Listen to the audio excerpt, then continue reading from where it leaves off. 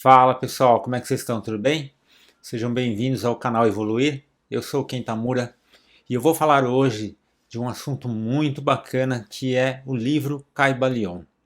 Se você não conhece esse livro, eu vou te garantir que você vai adorar esse assunto. É um assunto muito profundo, é provavelmente um dos livros mais profundos que tem se falado atualmente e que conta sobre 7 princípios ou 7 leis herméticas. Esse livro ele foi escrito em 1908 e se a gente parar para pensar e achar que 1908 é um tempo antigo, na verdade, os conhecimentos deste livro são conhecimentos muito mais antigos do que isso, provavelmente de 5.000 anos atrás.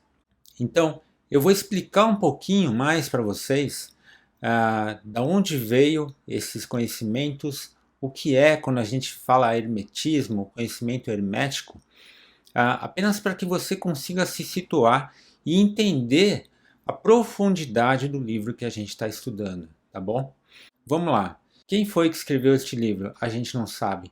A autoria do livro está como os três iniciados.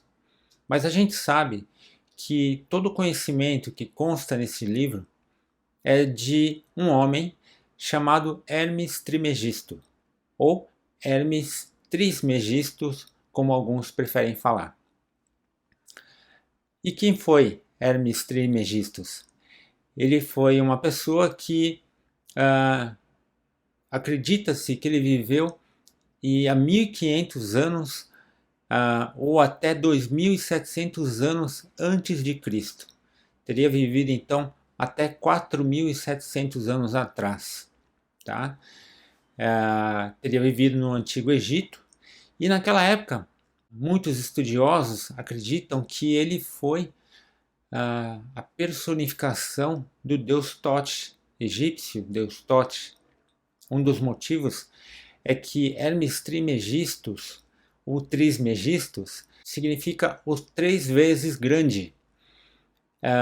E em uma das escrituras encontradas do deus Tote, estava escrito Deus Tote, o grande, o grande, o grande. Uma outra, uma outra análise que é feita do porquê desse nome Trismegistus é porque ele era considerado um sábio nas 3 principais esferas humanas, que era a esfera psíquica ou mental, a esfera física ou material e a esfera espiritual. Ele detinha um conhecimento extremamente profundo. Então, acredita-se que ele foi um grande sábio ou talvez ele tenha sido um iluminado, né? Um grande avatar aqui na face da Terra, como foi Jesus Cristo e tantos outros que a gente conhece. Inclusive falam que os conhecimentos de outros avatares que surgiram naquela época, 1500 anos antes de Cristo, como Sócrates, como Platão, como Aristóteles, esses conhecimentos vieram de Hermes Trismegistus. Acredita-se também que ele foi o fundador da escola de mistérios do Antigo Egito. E o que era essa escola de mistério?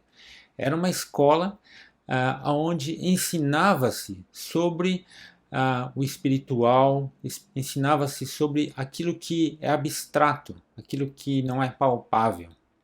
Então, tudo isso que eu estou falando para vocês são conhecimentos, né, e são teorias que são levantadas foram levantadas ao longo de muitos e muitos séculos em diversos países. O nome Hermes Trismegistus, embora não se tenha comprovação da sua existência, ele é repetido em diversos povos diferentes e em diversas épocas diferentes e crenças diferentes. Então, como diz a professora Lucelena, um homem desta envergadura, cujo conhecimento ainda a gente consegue ter acesso até hoje, até os tempos de hoje, não foi um homem qualquer. E eu concordo plenamente com isso. Esse é o cara de quem a gente vai estar falando, né? Uma outra coisa que se falava muito é que ele foi o pai do ocultismo, né? E o que quer dizer foi o pai do ocultismo? A gente às vezes tem um certo preconceito em relação a isso, porque realmente a gente sempre ouviu muita coisa negativa quando se falava oculto, ocultismo. Mas no caso de Hermes Trismegisto, nada mais era do que esconder. Era oculto no sentido de esconder, no sentido de que as pessoas não podiam ficar sabendo deste conhecimento de uma forma aberta. A gente tem que lembrar que até pouco tempo atrás, né, se a gente está falando de 4, 5 mil anos atrás, há pouco tempo, há 500 anos atrás, na Idade Média, era extremamente perigoso a gente tratar de assuntos relacionados ao mundo espiritual, relacionados a questões metafísicas. E imagina você, então, há 4, 5 mil anos atrás, como que era isso? Então, naquela época, o conhecimento tinha que ser passado assim, muito de pessoa para pessoa, né? Era passado sem ter nada registrado, eles não faziam documentos, porque não podia, tinha que ser muito, realmente muito fechado, muito protegido, né? Tanto é que a palavra, a frase, né, hermeticamente fechado, vem do hermetismo, né? Por que são aqueles potes, né, de cozinha que fecha e não entra nenhuma uma bolinha de ar? E é hermeticamente fechado. É por causa disso, porque tudo que era conhecimento hermetista, ele era tratado de uma forma extremamente protegida. Era um verdadeiro segredo. Então, ele foi considerado o pai do ocultismo neste sentido, né? E foi no primeiro século, no século I, século II, III, nos 3 primeiros séculos depois de Cristo, que os hermetistas que ainda detinham aqueles conhecimentos fizeram as primeiras escrituras, né? E essas escrituras foram sendo carregadas quando chegou-se na época da Idade Média, foi fundada, né, a alquimia. E o que era a alquimia? A alquimia também é um outro ponto interessante de se entender. A alquimia, dizia-se que eles tentavam transformar chumbo em ouro, e na verdade não era nada disso. Na verdade era uma desculpa para que eles pudessem sobreviver e manter as suas sociedades secretas, de forma que o conhecimento pudesse ser conservado e ser passado de gerações para gerações, de forma que chegasse um dia a quem pudesse ter acesso de uma forma mais clara, de uma forma mais aberta, como é o que está acontecendo hoje. Mas não era para transformar ferro ou chumbo em ouro, entende? Existia todo um cuidado que era necessário para que esse conhecimento, né, do Hermes fosse mantido. Na verdade, eu falo fosse mantido, mas muito se perdeu, né? Muito se perdeu. Foi dito no século III, se eu não me engano, por um grande filósofo, um grande estudioso, que o Hermes ele teria conhecimento que, uma vez transcritos, dariam mais de 42 livros, né? Mas que a gente não teve acesso a isso. Hoje nós temos acesso ao Kybalion, nós temos acesso, né, ao pouco que se fala do Corpus Hermeticum, que são essas escrituras que eu falei dos primeiros séculos, e nós também temos um pouco de acesso do que seria o conhecimento da Tábua Esmeralda, que também é um ícone muito famoso dos ensinamentos de Hermes Trismegisto. Mas aí eu quis trazer tudo isso para você, eu quis dar toda essa introdução para que você tenha uma percepção mais profunda do que é esse livro, O Caibalion.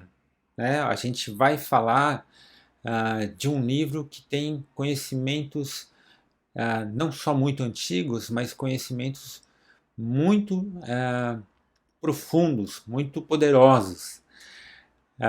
Como eu falei lá atrás, acredita-se que grandes nomes como Platão aprenderam muito com Hermes. Né? Dizem, por exemplo, que Moisés aprendeu com Hermes. Então, se ele existiu ou ele não existiu, na verdade eu acho que isso é o que menos importa. Né? O que mais importa são os ensinamentos. E esses ensinamentos, mais ou menos como Jesus Cristo, que de nada teria utilidade a gente ter conhecido a história e tudo que ele passou, o sofrimento, se nós não entendêssemos os seus ensinamentos. Então, eu penso dessa forma, que o Hermes, no final das contas, se ele existiu ou ele não existiu, isso é o que menos importa. Agora falando sobre o livro, o Caibalion, naquela época, né, como que eram transmitidos os conhecimentos? Os conhecimentos eram transmitidos através de axiomas e aforismos. Né? Tá, mas o que é isso? Traduz para o português, né? Nada mais são do que frases que contêm um conhecimento muito profundo em poucas palavras, tá? Então, como eu estava comentando aqui de Jesus, quando Jesus disse: "O meu reino não é deste mundo". Então, é a mesma coisa. Ali tem um aforismo extremamente forte, né, que para quem tem ouvidos para ouvir e olhos para ver, que é um outro aforismo, né, vai entender o que ele quis dizer. Então, assim que foi escrito este livro, do Caibalion, e lá nós vamos estudar cada axioma, cada aforismo minuciosamente, tá? Como eu falei, são 7. E quais são esses 7? Então eu vou colocar aqui para você dar uma olhada. Primeiro, princípio do mentalismo. Axioma: o todo é mente. O universo é mental. Segundo, princípio da correspondência. O que está acima é como está abaixo, e o que está abaixo é como está acima. Terceiro, princípio da vibração. Nada está parado, tudo se move, tudo vibra. Quarto, princípio da polaridade.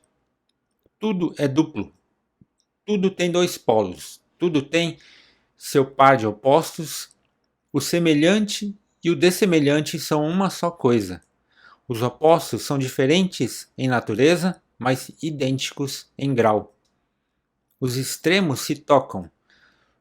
Todas as verdades são meias-verdades. Todos os paradoxos podem ser reconciliados. Quinto, princípio do ritmo. Tudo tem seu fluxo e refluxo. Tudo tem suas marés. Tudo sobe e desce. Tudo se manifesta por oscilações compensadas. A medida do movimento à direita é a medida do movimento à esquerda. O ritmo é a compensação. Sexto, princípio da causa e efeito. Toda causa tem seu efeito. Todo efeito tem sua causa. Todas as coisas acontecem de acordo com a sua lei. O acaso é simplesmente um nome dado a uma lei não reconhecida. Existem muitos planos de causalidade, mas nada escapa à lei. Sétimo e último princípio, princípio do gênero. O gênero está em tudo. Tudo tem os seus princípios masculino e feminino. O gênero se manifesta em todos os planos. Só de ver cada princípio já dá para ter uma noção da profundidade desses ensinamentos, né? Como eu falei, você vai adorar. Eu vou entrar muito a fundo em cada um desses princípios, tá bom? Mas só para você ter aí uma pitadinha de como que funciona isso, eu vou colocar aqui na tela dois axiomas para a gente já fazer uma pequena reflexão. São axiomas bem fáceis de entender. Vamos lá. Guardai-vos da avareza mental e expressai em ação aquilo que aprendestes. Estudai os axiomas e aforismos, mas praticai-os também. A lei do uso é universal, e aquele que viola esta lei sofre por causa do conflito com as forças naturais. O Caibalion. Então perceba, você vê nessas duas frases, né, nesses dois axiomas, quanta profundidade existe nisso. Quantas vezes você já deve ter escutado, e eu até já falei algumas vezes aqui em outros vídeos, de que nada, nenhum estudo tem utilidade se não for colocado em prática.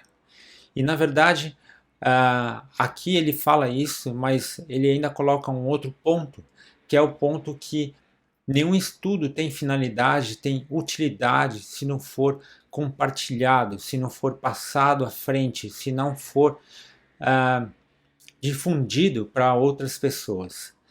Então, olha que interessante, né? São, como eu falei, são axiomas bem fáceis de entender, mas que já têm ensinamentos muito profundos, né? E não basta só a gente compreender mentalmente, simplesmente racionalmente, intelectualmente. A gente realmente precisa absorver, colocar isso bem no fundo da nossa alma, da nossa consciência, para que a gente possa, de fato, colocar em prática tudo isso que se estuda e aprende. Eu queria finalizar aqui falando um pouquinho do filme do Segredo. Provavelmente você deve ter assistido o filme do Segredo, né? O filme já tem aí quase 15 anos que foi lançado. E se você fazer um pouquinho de força, você vai lembrar que no começo do filme, em alguns outros momentos, existem algumas cenas ali que foram montadas onde as pessoas elas estão transferindo o segredo para uma outra pessoa e para uma outra pessoa, sempre de uma forma muito, né, muito velada ali, a pessoa tomando cuidado, né, quem que tá, se tem alguém me seguindo e tudo mais, né? Vocês acham, né? Você acha que isso é por acaso? Não pode ser, né? É. E mas o que que eu quero trazer? Qual que é a lógica? Qual que é o raciocínio? O segredo, ele fala de uma parte pequena que está contida no Caibalion. Então isso é muito legal. O Caibalion ele tem um conhecimento muito mais amplo, de uma envergadura muito maior, né? Mas naquela época, há 15 anos atrás, tinha que ser falado da forma que foi falado. Então o segredo foi a forma de se falar de uma lei importantíssima, que é a lei da atração, mas também uma forma que seria aceita naquela época. E é mais ou menos assim que funciona. Tá? Então eu estou falando aqui de 15 anos atrás, acho que agora fica mais fácil do porquê o Caibalion em 1908 não foi identificado, né? O seu autor não foi identificado, ou autores, e muito mais do que isso. Porque esse conhecimento ele vem sendo transferido ao longo de séculos, né, e na verdade milênios, ele vem sendo transferido de uma forma bastante velada. Hoje a gente tem um pouquinho mais de abertura, graças a Deus, a gente consegue estudar isso de uma forma mais aberta, a gente consegue colocar isso em prática, ajudar outras pessoas, mas graças a todas essas pessoas, a esses hermetistas que por tantos séculos e tantos milênios conseguiram manter e guardar todo esse conhecimento. Tá bom? Legal?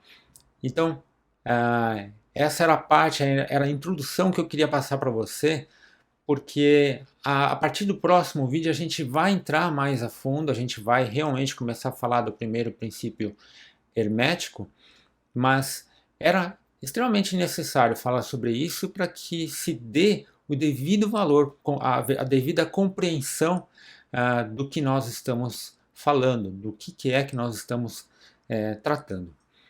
E eu tenho uma novidade para você. A partir da semana que vem, eu vou sempre colocar durante a semana algum vídeo que eu vou chamar de vídeo insight. E o que são vídeos insights? Insights são ideias, insights são algo que assim, né, instala na sua mente de algo bacana, tá? Então eu vou estar sempre trazendo vídeos insights. Pode ser de repente um tipo de meditação, pode ser apenas um áudio ou um vídeo de motivação, ou pode ser apenas uma mensagem que vai ajudar você a ter um dia melhor, uma semana melhor, tá? Então fica ligado. Se você não se inscreveu, inscreva-se. Inscreva-se, ative o sininho para que você possa estar sabendo desses vídeos que vão ser lançados durante a semana. E nos finais de semana, aos domingos, ao meio-dia, a gente continua os nossos estudos, tá bom? Então, no próximo domingo, a gente vai se encontrar aqui de novo para falar da primeira lei hermética ou do princípio hermético, que é o princípio do mentalismo, ok? Então, pessoal, se você não deixou o joinha, deixa o joinha aí. Compartilhe com outras pessoas para que o conhecimento possa ser difundido, como a gente acabou de falar, tá? E gratidão mais uma vez. Fiquem com Deus, tenham um ótimo dia e que todos nós juntos possamos evoluir.